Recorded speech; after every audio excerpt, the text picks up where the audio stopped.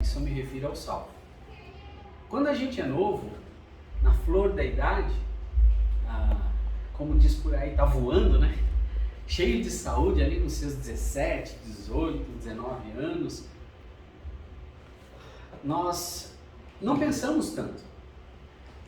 Nós temos muitos projetos, pensamos em muitas coisas, mas conforme a idade vai chegando, o salvo ele vai pensando mais, pelo menos para pensar mais no céu.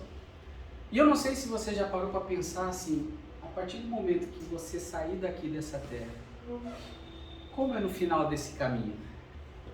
Como vai ser? O que tem lá? O que Deus preparou além daquilo que a gente já sabe? Hoje eu vou tentar trazer algumas coisas nesse sentido. Tá certo. Eternidade. A grande maioria dos pensamentos estão centralizados nessa vida. E é natural que estejam.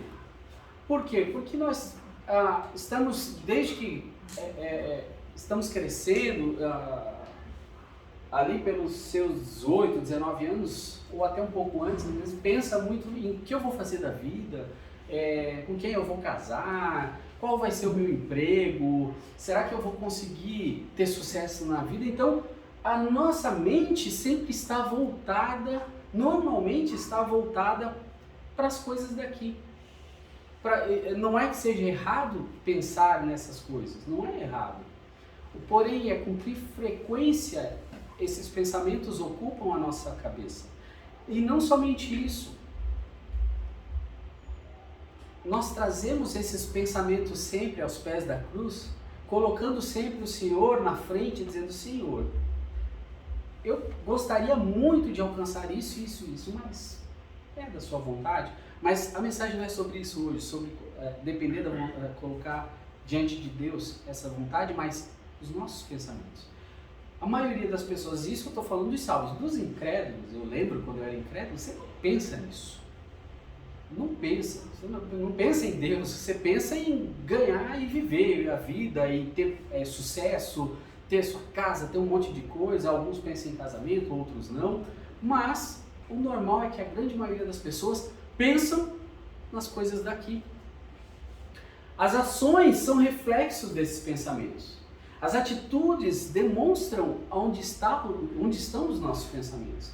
Aquilo que eu falo, aquilo que eu faço, isso demonstra onde está a minha mente, onde está o meu coração. E eu quero trazer essa reflexão na mente dos irmãos.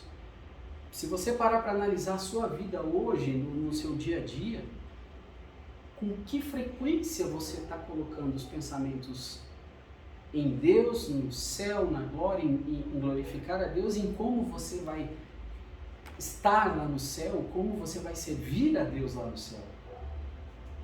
Porém, comparado à eternidade, nosso tempo aqui é muito curto. Imagine assim, vou dar um exemplo. Imagine que a vida toda, a eternidade toda, coubesse assim, se coloca no lugar de Deus. Deus não vê início e fim. Ele vê o início da terra e vê o fim. Ele está fora do tempo. Mas imagina que o início da eternidade é aqui nessa parede e o fim termina lá. O fim do mundo termina lá, com novos céus, nova terra. E depois a eternidade. A nossa vida corresponderia talvez ao meu dedo. O resto tudo no céu. Entendeu a ilustração, o raciocínio? É muito pequeno o tempo que a gente passa aqui, é muito pouco para nós ficarmos nos preocupando demais aqui, para nós ficarmos aflitos ou deixar de pensar na glória. E é difícil, como eu falei no começo, é muito difícil para quem é mais novo pensar nisso, porque você não viveu muitas experiências, muitos problemas, não teve filhos, não é responsável por uma casa. Então, a gente, quando é novo, não pensa mais. Quando a gente vai envelhecendo, a gente pensa mais. Para aqueles que nasceram de novo, é uma realidade que deveria estar constantemente nos seus pensamentos. Para o salvo, aquele que aceitou a Cristo como Salvador, isso deve estar constantemente no seu pensamento. Lembra daquela outra mensagem que eu preguei algumas semanas ou meses atrás? Quando eu falei que nós aqui estamos só numa guerra, numa batalha, e que isso vai terminar. Então a nossa mente sempre tem que estar focada em Deus, na glória e em servir a Deus. Combater o bom combate. Para os salvos, o céu está logo ali a seguir. Morremos, o corpo, aliás, morre, dorme, é o céu. E lá muitas coisas vão ser diferentes. E sabemos que será incomparavelmente melhor. Muito, muito, mas não tem nem como comparar. Né? É outra realidade. Mas o que os salvos devem esperar após a morte? O que nós devemos esperar? E o que eu vou trazer é só um pouco. Tem muito mais coisa, tem coisas que nós não sabemos porque Deus não revelou, a própria Bíblia diz, né? Tem coisas que Deus preparou que nós não sabemos, mas que estão lá, preparadas para nós. Como será a eternidade? Apocalipse, abram suas Bíblias. Estava estranhando assim, cadê a Bíblia? Não abri a Bíblia até agora. Apocalipse 21. Apocalipse 21.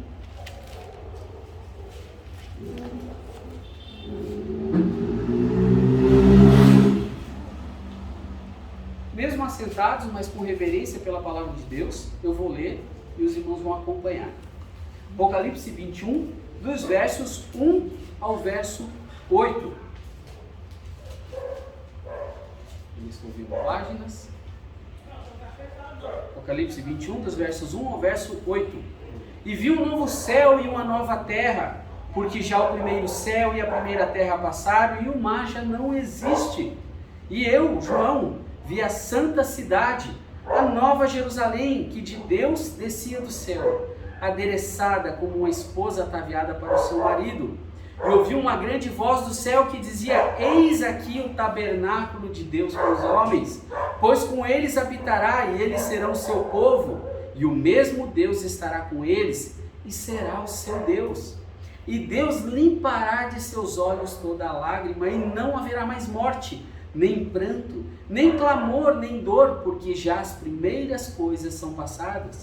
E o que estava sentado sobre o trono disse: eis que faço novas todas as coisas. E disse-me: escreve, porque estas palavras são verdadeiras e fiéis. E disse-me mais: está cumprido. Eu sou o Alfa e o Ômega, o princípio e o fim. A quem quer que tiver sede, de graça lhe darei a fonte da água da vida. Quem vencer herdará todas as coisas, e eu serei seu Deus, e ele será meu filho. Mas, quanto aos tímidos, e aos incrédulos, e aos abomináveis, e aos homicidas, e aos fornicadores, e aos feiticeiros, e aos idólatras, e a todos os mentirosos, a sua parte será no lago que arde com fogo e enxofre, o que é a segunda morte. E o verso 27, e não entrará nela coisa alguma que contamine, cometa abominação e mentira, mas só os que estão escritos no livro da vida do Cordeiro. Vamos orar mais uma vez. Senhor, obrigado pela tua palavra. Eu peço, Senhor, me ajuda a transmitir aquilo que o Senhor quer que eu transmita, que não sejam coisas da minha vontade, mas que seja o Senhor falando através da tua palavra, que todos nós possamos almejar o céu, que todos nós possamos ter a nossa mente e o nosso coração no céu, para adorar ao Senhor, para estar junto do Senhor. Perdoa, Pai, os nossos pecados e nos ajuda, Senhor. Abre os nossos corações para que teu Espírito Santo possa ter livre acesso, no sentido de não endurecer, nós não endurecermos os nossos corações, mas termos corações que ouçam a voz do Espírito Santo. Te louvo e agradeço por tudo e peço as tuas bênçãos sobre esta igreja, em nome de Cristo Jesus, nosso Senhor. Amém. Como será a eternidade? Os salvos devem esperar estar com o Senhor. Verso 3 e verso 27. Verso 3, eu vi uma grande voz do céu que dizia: eis aqui o tabernáculo de Deus com os homens, pois com eles habitará, e eles serão seu povo, e o mesmo Deus estará com eles e será o seu Deus. A fé em Cristo dá início a um caminhar com Deus. Eu vejo muitas pessoas, infelizmente, que se dizem cristãs, que dizem que amam a Deus, que Deus está em primeiro lugar nas suas vidas, mas sequer pensam nisso, sequer pensam em estar com o Senhor. A cabeça deles ainda está nesse mundo. E quando pensa no céu, pensa que vai para o céu e que lá vai ficar dedilhando uma harpa, que vai ter tranquilidade dessa vida. Aqui é muita canseira. Sim, nós vamos ter descanso dessa vida que nós sofremos aqui. Mas a realidade não é que nós vamos para lá, vamos tirar férias do mundo. Vamos aqui ficar de boa. Não, essa não é a realidade. O nosso desejo deve ser estar com o Senhor, porque lá Ele vai estar conosco. A Bíblia fala, a palavra de Deus diz que Ele vai estar conosco. E qual é qual deve ser o desejo do nosso coração ao estar com Ele? Adorá-lo, honrá-lo, louvá-lo. Eu não sei tudo que a gente vai fazer lá. Mas eu sei que o desejo nosso deve ser esse, deve estar com o Senhor.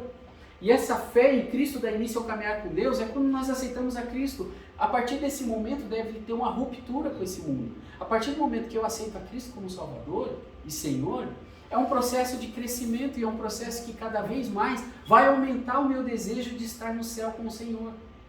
Tem que ser assim. Esse é o normal, esse é o natural para o salvo.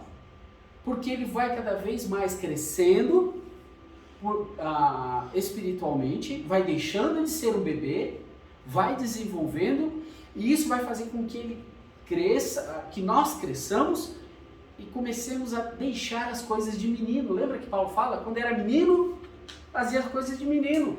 Agora eu não sou mais menino, agora eu sou homem. E agora eu preciso agir como um homem, eu preciso pensar como um homem, Paulo fala. A ideia é, nós precisamos amadurecer espiritualmente a tal ponto que você não aguente mais esse mundo. Senhor, eu quero estar com o Senhor, eu não quero mais, eu não aguento mais isso aqui. Não por causa de que eu estou cansado, mas porque eu estou cansado do pecado. Estou cansado de tanta coisa errada. Lembra quando a Bíblia fala, o justo Ló afligia a sua alma com a corrupção de Sodoma e Gomorra? Esse deve ser o sentimento do nosso coração. Eu estava vendo um vídeo de uma deputada e eu achei muito interessante. É uma deputada de direita e ela fala que as pessoas erroneamente pensam que ao votar, e foi o que aconteceu com muita gente que votou no Bolsonaro, que agora que essa pessoa que tem as mesmas filosofias que nós chegou ao poder, agora ela tem que mudar a situação. Que agora ela tem que transformar tudo que está acontecendo lá. Ela tem que, esses políticos, os quais nós elegemos, como o Bolsonaro e alguns senadores, deputados federais de direita, que são conservadores, a gente pensa, não, ele está lá, ele tem que barrar essas coisas erradas, esses projetos errados. E aí ela fala assim, isso é um engano. Porque o sistema é corrompido. E não se consegue mais mudar esse sistema. Ele é desse jeito. No máximo é fazer algumas coisas que nos ajudem. Lembra que a palavra de Deus diz para a gente orar pelos nossos governantes, para que a gente tenha paz? Um mínimo de paz. Mas ela fala, é engano, por isso que alguns que defendiam o Bolsonaro deixaram de defender, porque quando ele chegou lá, ele não conseguiu fazer aquilo que nós esperávamos, que todos esperavam. Isso é um erro. Não é assim que funciona. O sistema é corrompido. Nós sabemos por que o sistema é corrompido. Por que ele é corrompido? O mundo jaz no maligno. As coisas não vão ficar boas. Por isso que a nossa mente tem que cada vez mais estar pensando no céu. Estar com o Senhor. Que continuará no céu. Atente para a ênfase do versículo, do verso 3 que nós lemos aqui. O Senhor morará com eles. Eles serão o seu povo. O próprio Deus estará com eles. Você parou para pensar nisso? Parou para pensar no privilégio de estar ali vendo o Senhor, estar junto com o Senhor? O privilégio de ver a Cristo é algo que não dá para... A nossa mente é muito finita para pensar nisso. A gente não consegue colocar isso, né, visivelmente, até porque nós não sabemos como Cristo era, a fisionomia. Mas você parou para pensar o privilégio que cada um de nós vamos ter de estar com Cristo? Ele quer esse privilégio, esse momento. O próprio Deus quer nós junto dele. Tanto que ele enfatiza ali, o Senhor morará com eles, eles serão seu povo e o próprio Deus estará com eles. É um privilégio que Adão e Eva tiveram. Eles viram. Só que eles pecaram. Nós hoje somos salvos e redimidos, aqueles que aceitaram a Cristo. E é aí que para nós não vai ser na mesma situação que eles, vai ser muito diferente, porque nós saberemos o que ele fez por nós. E isso deve motivar a nossa mente a querer mais e mais ir para o céu, mais e mais estar na glória. Porém, infelizmente, muitos esquecem dessas verdades por conta das preocupações dessa vida. Tantas coisas que atormentam a nossa cabeça, tantos problemas, até mesmo quando a gente é mais novo, está na escola, só estuda, não tem que sustentar uma casa, mas até na escola tem problemas, até na escola tem coisas que atormentam, às vezes uma prova, um professor que persegue, outro aluno que persegue, sempre tem algo que nos atormenta. E quando vem as provações e as tormentas, o que acontece conosco? Lágrimas. Esse pensador, Khalil Gibran, as lágrimas, ele disse isso, as lágrimas são as últimas palavras quando o coração perde a voz. Quem não chorou? Quem não sofreu com algum problema na sua vida? Com alguma dificuldade? Mas a eternidade é sem lágrimas. Verso 4, olha lá. E Deus limpará de seus olhos toda a lágrima. Só a primeira parte. Aqui nós temos muitas lágrimas. Normalmente a primeira coisa que fazemos quando chegamos ao mundo é o quê? Chorar. O médico vem, dá aquele tapa e a gente chora. É a primeira coisa. Na infância não é muito diferente não. E agora eu espero que a mente de vocês, eu até imagino, a mente vai voltar anos atrás. Bullying, machucados, disciplinas, bullying, quem não sofreu com algum aluno na escola, ali, com alguém que era o valentão ou a valentona, que era mais violento, que tinha sua gangue e que te perturbava. Alguns são privilegiados, não passaram por isso, mas eu passei. Eu fui perseguido, eu tive esse tipo de problema e não é fácil. Não é fácil. Quem passou por isso sabe que não é fácil. Machucados, quem nunca caiu, se machucou quando era criança e tem na memória, às vezes, a sua mãe vindo lá correndo, porque você caiu, se machucou, chorando, lá ela vem, te pega e fala, não foi nada, foi quando casar a Sara e faz um carinho. A Nicole e a Chloe, a gente vai lá e dá um beijinho, elas param de chorar. E eu vou te falar, viu, a Nicole é campeã nisso aqui, nessa parte de cair. Ali, moça, a menina caiu, não dá nem para contar nos dedos. Quanto essa menina já caiu, já se machucou e chora com extrema facilidade. Disciplina, quem não foi disciplinado? Eu sei que alguns não foram. Mas é importante, não estou dizendo que a disciplina é errada, ela é certa. Mas se você foi disciplinado, você sabe o que é dor, o que é chorar. E o meu pai pegava para valer. Tanto é que quando eu já tinha meus 9, 10 anos, meu pai viajava o tempo todo. Aí, sabe, menina, eu não era mal educado, mas eu era arteiro. Eu aprontava muita arte, eu e meus irmãos. E aí meu pai viajando, e aí ele vinha todo final de semana. Ele passava a semana fora e chegava em casa no final de semana. E aí minha mãe passava o relatório para ele por telefone. E por telefone ele já dava uma surra por telefone. A disciplina já começava no telefone. E a gente se tremia todinho. E quando ele chegava, lá pelos meus 9, 10 anos, eu comecei a usar a tática de colocar várias bermudas. Né? Colocava bermuda uma em cima da outra para quando viesse a disciplina não doesse. Ele sabia, mandava tirar tudo e o couro comia. E eu chorava. Meu pai era bravo. Quem não passou por isso? O primeiro amor. Paixão de adolescente. Quem não chorou com isso? Quem não teve alguém que você pensou, lá, agora a mente voou, hein? Foi lá, oxo. Quem nunca passou por isso, gostou, quando era jovenzinho?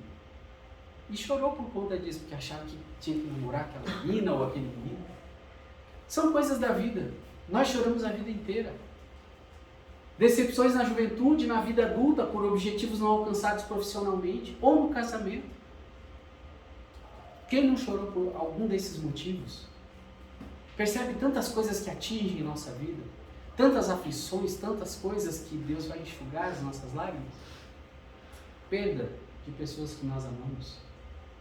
E eu acho que esse é o pior. É dolorido. Dependendo da pessoa, é como se um pedaço de você morresse junto, tivessem arrancado de você uma parte. E as lágrimas. Solidão e sofrimento quando chega a idade de ouro. O mundo é que deu esse termo, né? Idade de ouro, né? Porque de ouro não tem nada, porque é só problema, é só dor, é só sofrimento quando você está mais velho, todo tipo de dor. E olha que eu tenho 42 anos, eu já sinto dor. Imagino que se eu chegar lá nos 74 do Pastor Bill, se eu chegar, eu vou chegar lá todo travado também. Não sei se eu chego nesse nível do Pastor Bill de correr para lá e para cá esse tempo, porque tudo que ele faz, fazer tudo que ele faz. Mas essa é a nossa vida. Aqui eu quis dar do nascimento até o final. Tudo é sofrimento. São coisas que nos fazem chorar. Mas na eternidade não vai ter isso. Porém, tem uma coisa pior ainda. Aliás, antes de chegar, me confundi aqui. Com Cristo não foi diferente. Homem de dores que sabe o que é padecer. Isaías 53. Ele teve tristeza no Getsemane. Deixa eu abrir lá. Não precisa abrir. Se quiser pode abrir, mas eu vou abrir e ler para vocês. Mateus 26, 38 diz o seguinte: então lhes disse: a minha alma está cheia de tristeza até a morte. Ficai aqui e velai comigo. Ele passou por isso também. Tudo que ele sofreu. Ele sabe o que nós sentimos. Porque ele passou por isso. Chorou no sepulcro de Lázaro. João 11:35. João 11:35 diz o seguinte, é o menor versículo da Bíblia. Jesus chorou quando ele chega no túmulo de Lázaro. Chorou sobre Jerusalém. Lucas 19:41 diz o seguinte: e quando ia chegando, vendo a cidade, chorou sobre ela. E eu vou lhe dizer uma coisa. Ele é Deus. Ele é homem, 100% homem, mas ele é 100% Deus. Imagina essa tristeza no coração de Cristo. Para ele chorar por conta de Jerusalém. E não só por isso, por tudo que ele passou, tudo que ele viveu. Ele é o nosso exemplo. Mas a Bíblia diz que Deus enxugará todas as nossas lágrimas. Não haverá mais tristeza nem choro. Porém, ainda tem a morte. A eternidade é sem separação também. Verso 4, lá parte B. Deixa eu ver se você deixou lá marcado. Eu desmarquei. Apocalipse 21. Parte B. E não haverá mais morte. Não haverá mais morte. A morte traz separação. Separação entre o corpo e o espírito. Tiago 2,26. Porque assim como o corpo sem o espírito está morto, assim também a fé sem obras é morta. Separação dos nossos amados e amigos. Eu não sei quantos passaram, já falei isso no ponto anterior. Mas a morte, ela nos separa dessas pessoas que nós amamos. E um dia cada um de nós, se Cristo não voltar, vai passar por isso. E por isso que se a minha mente e o meu coração estiverem no céu, eu vou sofrer muito menos do que se eu tiver com a minha mente e meu coração só aqui. Porque quando partir esse ente que você ama, essa pessoa que está com você tanto tempo, Deus consolará. Mas se a mente está só aqui, só nas coisas daqui, eu estou batalhando só pelas coisas daqui, quando parte essa pessoa, esse ente querido, aí eu vou sofrer. Porque eu vou buscar apoio nas coisas erradas, não em Deus. O último inimigo será finalmente destruído, 1 Coríntios 15:26. Ora, o último inimigo que há de ser aniquilado é a morte. A eternidade também é sem enfermidade. Ainda no verso 4 lá, no finalzinho dele. Nem dor, nem clamor e nem dor. Não haverá mais qualquer dor. As enfermidades estão conosco por toda a vida. Quem não passou horas em um pronto-socorro por si mesmo, ou por filhos, ou por pais, ou por parentes? Quem não ficou lá no hospital? Eu já fiquei, por mim mesmo, já fiquei internado. A Nicole, como eu falei, a mais novinha, ela cai com muita frequência. E uma das coisas que ela tem, ela se bate demais quando ela dorme. E um dia, lá em Brasília, ela tinha acho que uns 4 anos de idade, nós deixamos, elas pediam para dormir na nossa cama. Pelo menos uma vez por semana elas gostam de dormir com a gente, as duas. Aí a gente deixou elas ficarem ali conosco.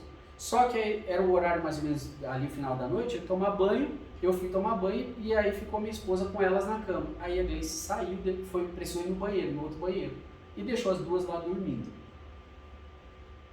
De repente ela escuta uma pancada forte. A minha cama é alta.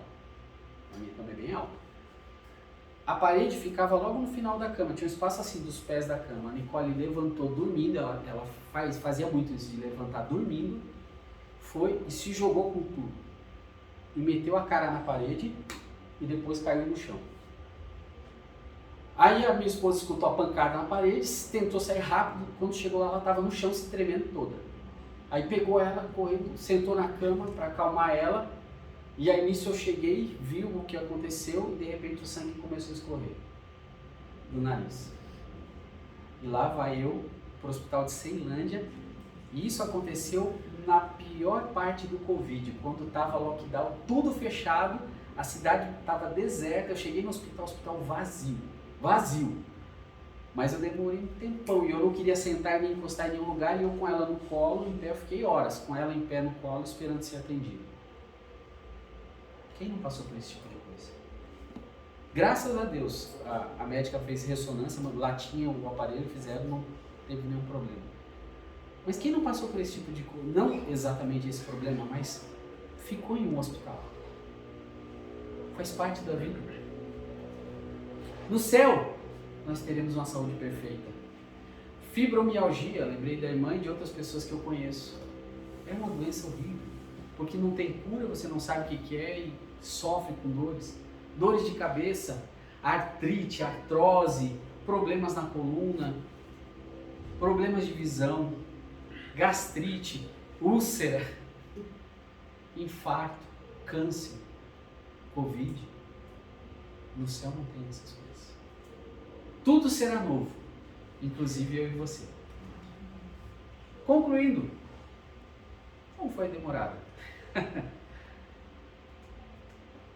Um aviso e um convite. Quem tem sede, venha receber de graça da fonte da água da vida. Verso 6 e verso 7. Olha lá. E disse-me mais, está cumprido, eu sou o alfa e o ômega, o princípio e o fim. E quem quer que tiver sede, de graça lhe darei da fonte da água da vida. Quem vencer, herdará todas as coisas, e eu serei o seu Deus, e ele será meu filho. O aviso: quem quer continuar a recusar esse convite, preferindo viver o agora para si mesmo, lhe caberá o lago de fogo, verso 8. Mas, quanto aos tímidos, aos incrédulos, e aos abomináveis, aos homicidas, fornicadores, feiticeiros, idólatras, todos os mentirosos, a sua parte será no lago que arde com fogo e enxofre, o que é a segunda morte. Graças a Deus, eu pelo menos posso dizer, eu sei que a minha é a primeira. Eu já fui nessa fonte da vida. E eu sei que eu vou um dia estar lá no céu. Não sei quando, mas eu almejo por esse dia. E eu espero que isso também seja o desejo do seu coração, que isso ocupe a sua mente. Durante a semana, pense sobre isso. No restante, a gente já está perto do final da semana. Pense sobre isso. Pense mais sobre o céu. Não deixe que as coisas dessa vida atrapalhem a sua comunhão com Deus e o desejo de estar com Cristo. Amém? Vamos orar. Senhor, obrigado pela tua palavra.